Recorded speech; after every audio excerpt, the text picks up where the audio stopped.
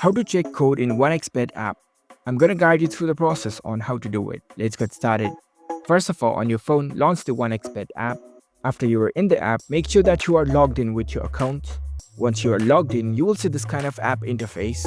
Now, in order to check code, if it is a bed slip code, here in this home screen at the bottom center, you can see the bed slip option. Tap on it.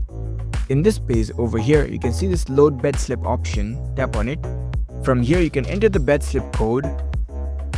Once you enter the code, you can check it by tapping on this upload button. If it is valid, it will let you enter the bed slip. If you want to check the promo code, what you can do is head over to the menu section again, select this other option, tap on this promo option, and here in this extra section, you can see this promo check code option. Tap on it. You can check the promo code from here. Enter your promo code, tap on this check button. So that's it. That's how we can easily check code in OneXpert app. If you found this video helpful, don't forget to give this video a thumbs up and subscribe to our channel for more tech tips. Thank you for watching.